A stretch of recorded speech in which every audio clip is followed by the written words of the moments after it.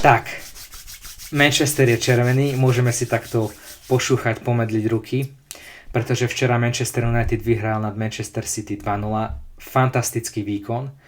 Rád by som sa dneska podebatoval o tom, čo bolo pred zápasom, čo sa stalo počas zápasu a aké boli reakcie po zápase. Veľmi zaujímavé témy a veľmi zaujímavé situácie. Takže hlavne pre tých, ktorí nevedia, prečo sa hovorí, či Manchester United je červený alebo Manchester United je biely. Manchester United je modrý. Manchester United je červený pretože vyhral Manchester United a Manchester United má samozrejme červené farby. A keď vyhrá Manchester City, tak je Manchester modrý, pretože má modré farby. Veľmi náročná logika, veľmi zapeklitá. Každopádne k výkonu. Manchester United, fantastický výkon. Výborný debut Michaela Carricka. Viac si asi nikto nemohol prijať od tohto zápasu. Každopádne, aká bola situácia pred zápasom? Keď sa pozrieme na posledné zápasy a aktuálnu formu Manchester United, no, nebolo to nič dobré. Bola tam výhra proti Newcastle, čo bol fantastický zápas, vybojovaný, ale potom remíza s Wolverhamptonom, ktorí sú poslední. Remíza z Leeds, remíza z Burnley, prehra v FA Cupe proti Brightonu. Čiže Manchester United išli vo veľmi zlej forme do tohto zápasu. Manchester City naopak, keď si pozrieme ich formu, tak mali 13 zápasov bez porážky, čiže Manchester United ukončil túto formu. Mali tam nejaké remisky proti Sunderlandu, Chelsea, Brightonu a nie je to ten Manchester City, na ktorý sme zvyknutí z minulých sezón, ale môžeme si povedať, že Manchester City tam šiel ako favorit. Čiže bola taká situácia, že každý fanúšik Manchester United by bol asi spokojný aj s bodom pred zápasom, pretože Manchester United nebol v ideálnej situácii. Vyhodili Amorima, prišiel Michael Carrick ako nový manažér a nikto nevedel, čo od tohto zápasu čakať, čo čakať od hráčov. Avšak Manchester United sa do zápasu vrátili Bryan Mbeumo, Amad Diallo a aj Harry Maguire.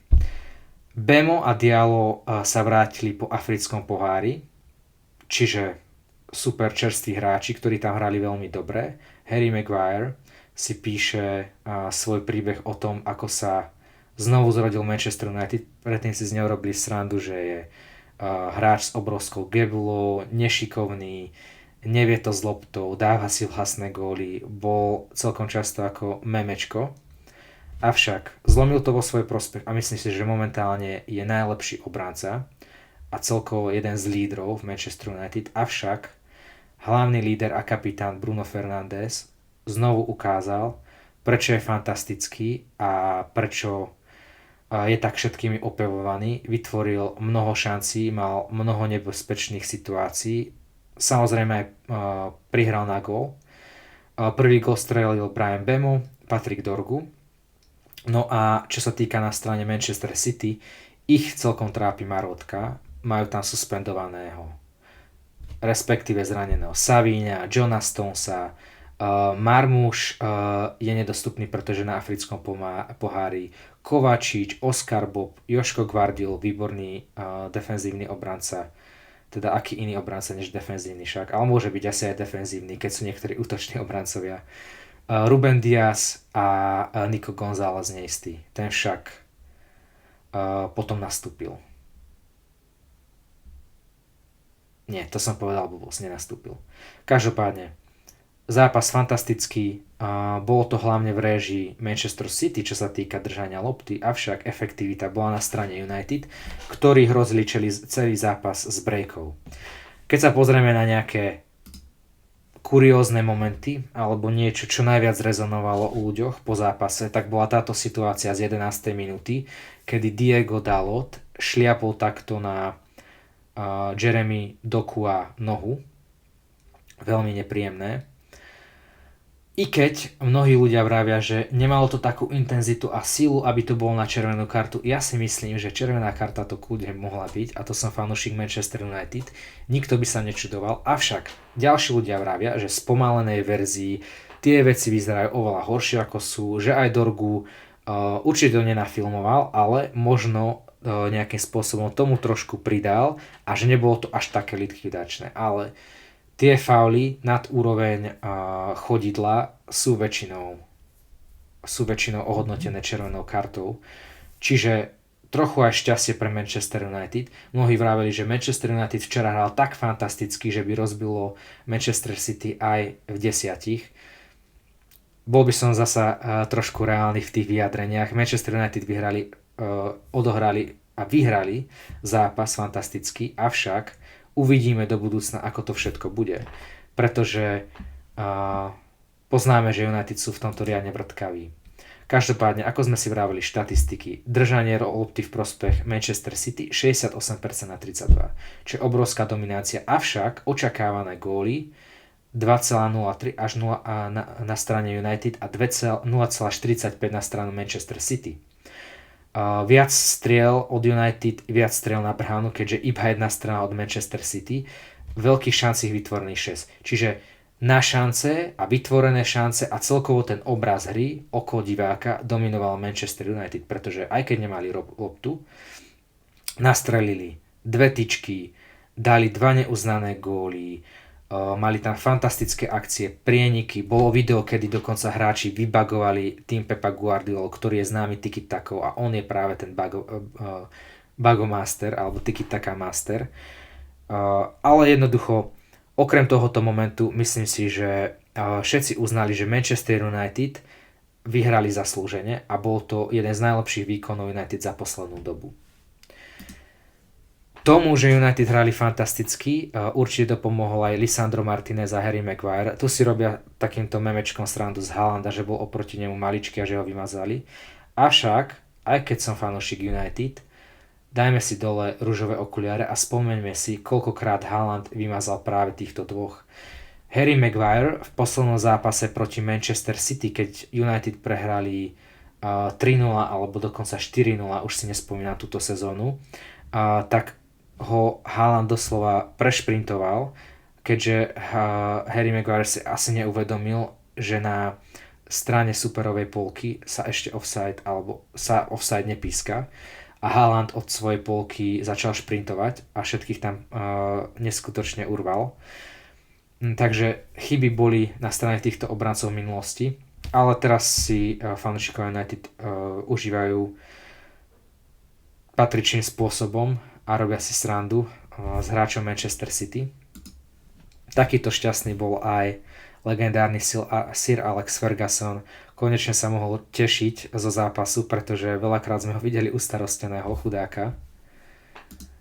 No, čo bolo celkom aj zaujímavé, že Paul Scholes a Nicky Butt sa vyjadrili celkom kriticky na stranu nielen Lisandra Martineza, ale aj na stranu Lisandra Martineza, že je malý stoper, že Haaland ho dneska schová do vrecka a tak ďalej a tak ďalej. A Lisandro Martinez na to potom zareagoval, že nech príde do jeho domu Martinez. Na to Paul Scholes odpovedal, že niekto mal výbornú hru, som za teba veľmi šťastný, Lisandro, avšak daj si čaj bez cukru, prosím. Takže taká správa o Scholes sa trošku uzemniť. Mne sa moc nepáči, ako sa niekedy Scholes, Gary Neville, Nicky Butt, Roy Keane vyjadrujú na margo Manchester United. Je to niekedy také až povýšenecké, arogantné, že my sme boli tá legendárna skupina, ktorí sme vyhrali treble a už to vôbec nie je také, ako to bývalo kedysi. Už tí hráči nevedia tak zabojovať, nevedia hento, tamto. A stále sú celkom kritickí. Samozrejme, tá kritika je na mieste a niekedy mi to príde až vyslovene podrývanie, podceňovanie hráčov a chcelo by to aj niekedy byť trošku pozitívne a podporiť to bývalé mužstvo, ale je to asi ich práca. Možno niekedy chcú aj povedať nejaké clickbait vyjadrenia. Mne sa to nepáči, ale na nešťastie je to tak. Preto užívajme si momentálne ten moment, že Manchester United je červený, že Manchester United vyhral po fantastickom výkone nad Manchesterom City. Aká je však momentálne reálne situácia v Manchester United? Manchester United má nového trénera Michaela Carricka, ktorý bol v Manchester United v klube 3 dní. Za tento čas on nedokázal naučiť tých hráčov skoro nič nové. To je skôr situácia, kedy príde manažér, použije nejakú charizmu, nejaké skúsenosti bývalého futbalového hráča, ktorý bol perfektný záložník, jeden z najlepších, čo kedy hral za Manchester United a dokáže tých hráčov namotivovať, pretože to je typ situácie, kde za 3 dní tých hráčov nenaučíte svoju filozofiu, nezmeníte tam veci. Takže Carrick nejakým spôsobom motivoval hráčov, alebo možno tí hráči by vyhrali aj bez Carricka, možno by vyhrali aj pod Fletcherom, aj pod Amorimom, to je ťažké povedať. Ale zásluhy mu samozrejme patria. Každopádne hráči ukázali, že to niekde v nich je. A že niekedy sa dokážu zomknúť a vybojovať skvelé zápasy a priniesť skvelé výsledky, ako napríklad aj proti Chelsea, ako proti Liverpoolu a teraz proti Manchesteru City. A častokrát sa dokáže Manchester United psychicky zrútiť v zápasoch s jednoduchšími supermi, možno v zápasoch, kde potrebujú oni viac stvoriť. A teraz, keď dáme bokom celú tú skvelú eufóriu, ako porazil Manchester United, Manchester City, treba si povedať reálne, že prídu aj zápasy túto sezónu, kedy United budú musieť hrať proti tímom, ktorí bránia, hrajú ten nízky blok a United bude musieť tvoriť, dobíjať. Bude v nepríjemnej situácii a bude v podstate, oni budú ten Manchester City, ktorý prišiel do zápasu dominantný, získať body a budú musieť brániť tie protiútoky. To bude úplne iná situácia Michaela Carricka a uvidíme, ako si poradí s tým do konca roka, pretože mnoho ľudí vraví, dajte mu kontrakt, už teraz na čo sa čaká, nech si popýta koľko chce. To samozrejme také euforické vyhlásenia, ale uvidíme reálne, čo sa stane do konca sezóny, či dokáže vôbec Michael Carrick zanechať nejaký podpis na Manchester United, či dokáže vyriešiť problémy v zálohe, pretože má tam Casemira, Bruna, Maina, Ugarteho, čo nie sú úplne hráči, ktorí mali ideálne výkony okrem Bruna a Casemira v poslednej dobe a zálohu z 2 hráčov momentálne nepostavíte.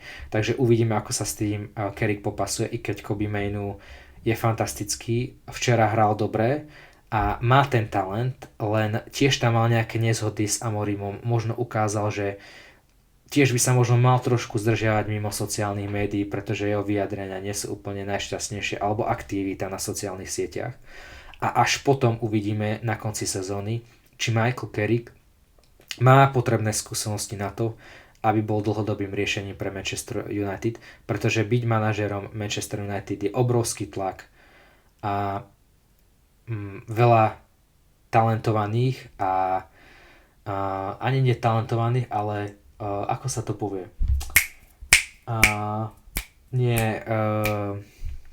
Človek, ktorý má potenciál. Čiže tréneri s veľkým potenciálom dokázali pohorieť Manchester United. Takže uvidíme, aká bude situácia. Samozrejme, buďme pozitívni, užíme si tento moment, kedy Manchester je červený. Takže Manchester ovládne červená na nejaký čas. Avšak buďme reálne nohami na zemi a treba to budovať zasa od malých kurčíkov, pretože prišla zmena, ktorú sme ešte všetci pred týždňom moc neprijali pozitívne. Myslím si, že mnoho fanúšikov nebolo nadšených, akým spôsobom bol vyhodený Ruben Amorim, ale poďme podporiť Michaela Carricka. Dúfam, že ho fanúšikovia nehodia do koša hneď po ďalšom prehratom zápase alebo kríze. Možno ich vyhrá všetky do konca sezóny alebo bude remizovať niektoré a nebude mať žiadnu prehru. Uvidíme. To by som mu veľmi prial. Lobda je život, lobda sa hrá na hrísku, takže čaute.